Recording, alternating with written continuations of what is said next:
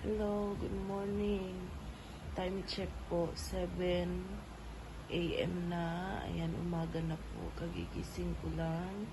So, ayan po, may ikukwento lang ako sandali. Ah, natatawa ako. Ayan, pagising ko, katabi ko si Eman lang. Ayan, tulog na tulog pa. Wala po yung asawa ko ngayon dito sa topic ko. Kasi nga, di ba sa live, kung nanood kayo, syempre, na outside siya. Kasi nga, basta, panoorin nyo na lang yung live. Ayan, so, gigising, babangon na po ako para gumawa ng, check ko muna siya. Ayan, tingnan natin kung anong ginagawa. Ayan, so, huwag kayong maingay, ha? So, ayan. Ayan siya. Kawawa, diba? Ayan. Diba kawawa? O, dyan ka. Ayan. Sarap na tulog mo. Ayan. Hilik pa more. Ayan. So, dito tayo ngayon sa kitchen at magluluto muna ako ng breakfast kahit naman siya ay na outside, ipaglulutuan ko pa din ang breakfast ng aking asawa. Ayan po, maghugas muna po ako ng plato ngayon dahil ng mga pinagkainan.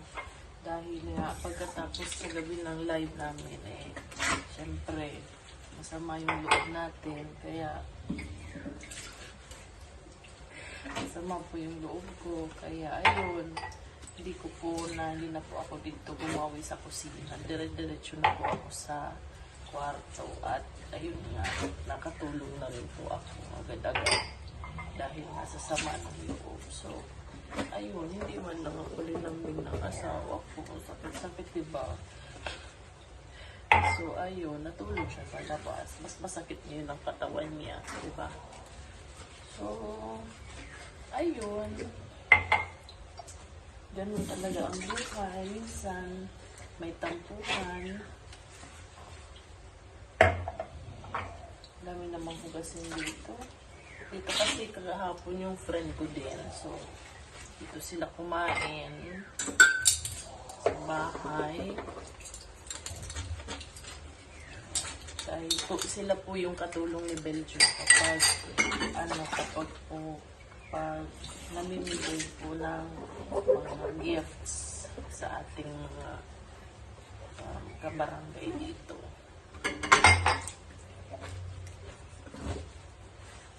Ayun, so anong masasabi nyo na si Belgium ay natulog outside? Outside siya. Sarap naman ang tulog. Sarap nga. Narinig nyo yung niya, hilik niya, di ba? Parang sarap na. Parang wala naman nangyari. Parang hindi naman niya pinagsisihan.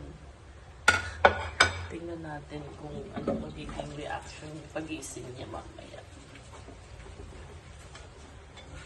So, bait pa din naman ako. Paglulutuan ko pa din naman siya ng breakfast. Kaso, syempre, lalagay natin ng padaming asin. Para lang sa kanya. No?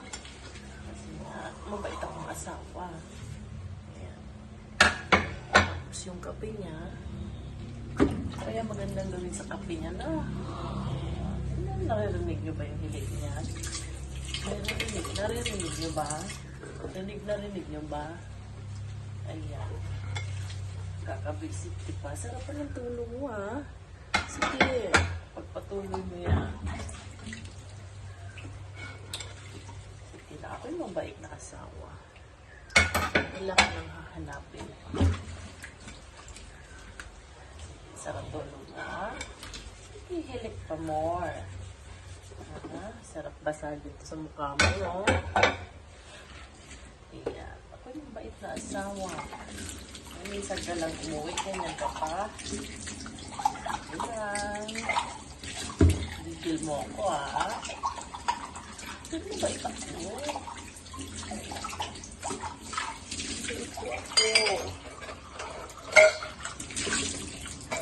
Pagtitimpla pa kita ng kape, mag-antay ka na. Lagyan kaya natin ng toyo yung kape niya. Kasi may toyo ako ngayon eh. Gumising ako walang yumayakap sa akin. Sakit ah.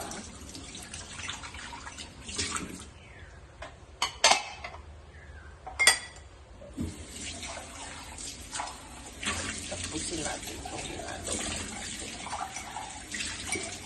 Excited ako magluto ng breakfast.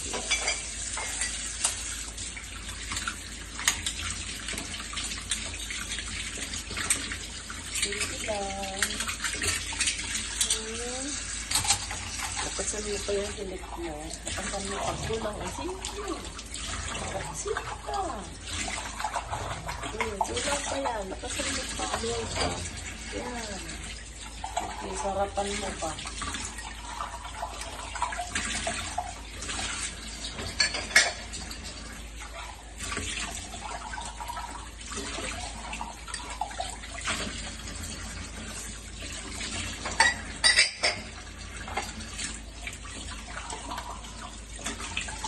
Sa tatapusin ko muna itong ginagawa ko ng kaibigan. Okay.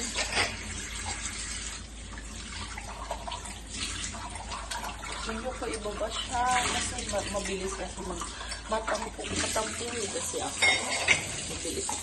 Mabilis lang. Ang puso ko ay marupok. Marupok ang angkit. Kaya nga siguro mabilis akong napao ng Belgium kasi nga marupok ako. Eh noon wala naman nga akong boyfriend nung dumating ko sa buhay ko. Eh sabi ko, pwede na to. Sabi ko, pwede na to. Kaysa naman wala. Kaysa naman tumanda akong dalaga. Diba? Kasi nga madaming teacher. Sabi nila madaming teacher daw na tumandang dalaga. So yun naman yung ano ko, yung kinakatakot ko na tumanda nga akong dalaga. So nung nag-propose sa akin si Belgium, kailan na nga yun siya nag-propose? March 2010. Ako, hindi po ako yun. Kaya ayun, outside siya. Ay, gising na ang anak ko. Gising na. Pakita ka doon. Hello. Hello, good morning. Okay, sa si Mami. Sige, doon na ikaw sa kwarto muna. Magluluto muna si Mami ng breakfast. So, ayun. Ganito ang buhay ko po kapag wala si Belgium. Ayan, ako lahat gumagawa. Siyempre, wala naman akong aasahan. Wala din naman akong katulong. Walang yaya. Kaya, ako po lahat ang gumagawa. Kahit minsan masama yung pakiramdam ko, no choice.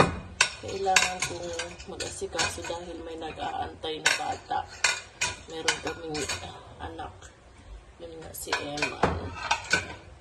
Swerte naman ako kasi napaka-sweet itong anak ko na to.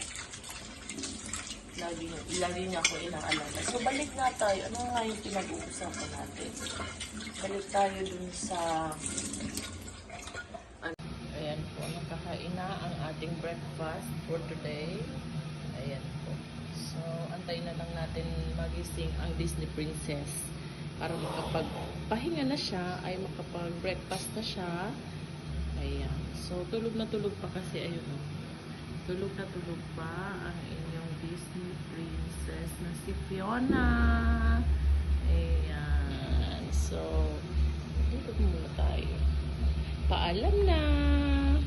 Good morning!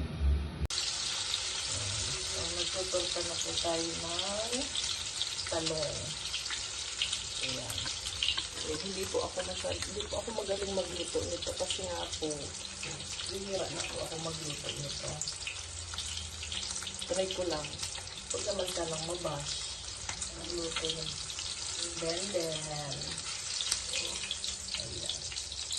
Ito yung isa. Ito naman. Ay.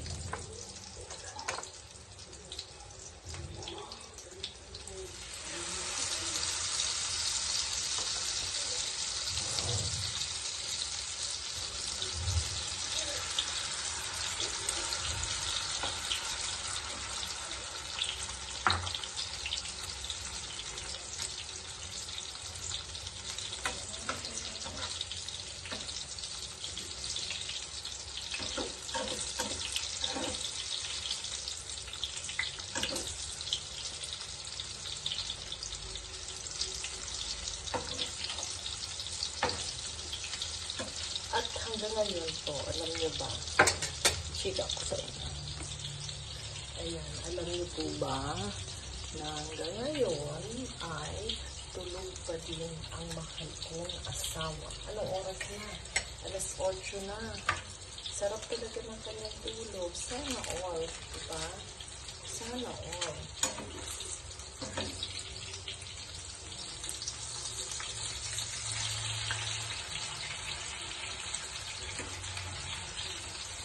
Tapos diba ikaw, natulog ka naman sa mga loob mo. Tapos pag-gising mo, tulog. Sarap pumilit ng asawa mo. Ano? Kayo, ano magandang gawin dyan? Kasi lang ako kasi. Kaya siguro hindi kami nag-aaway. Kasi, okay lang naman. Pag natulog na ako, wala na. Tapos na. Ayan. Tapos na ang lahat. Pag natulog ako, tapos nagising ako, wala siya. Eh, di tapos na ang lahat. Ayan. Bahala kayo kung ano yun.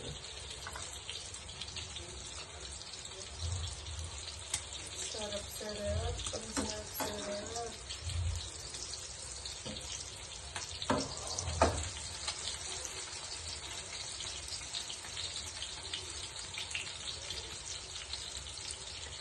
Ayan. Sabi. Ganun. Ganun ang hilit niya. Sabi, masarap yung tulog niya. Ay! Aray ko. Okay. Sorry. Ay. Nakakainis. Ang limit ng buhay. Papagkata ka na.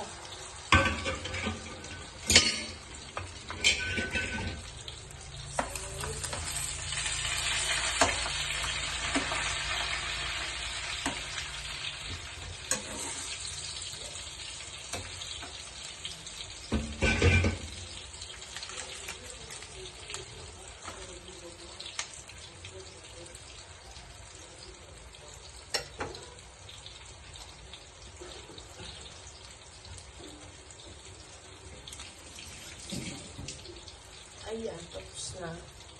Tapos na po ako mag-cook. Ayan. Asa na ba yan? Ayan, tapos na. Ayan, di ko alam kung sarap ba yan. Bahala natin natin. Iparate natin mamaya sa asawa ko. Kung gaano ba kasarap yung linuto. Pag nag-rate siya ng mababa, siya na papaglutuin natin araw-araw.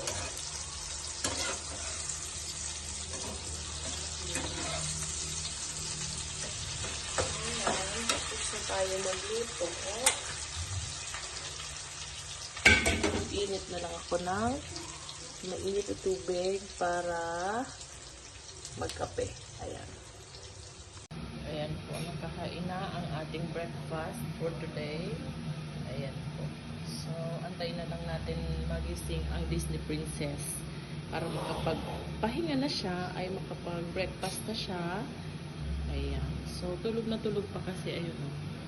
Tulog na tulog pa ang inyong Disney Princess na si Fiona. Ayan. So, dito muna tayo. Paalam na! Good morning!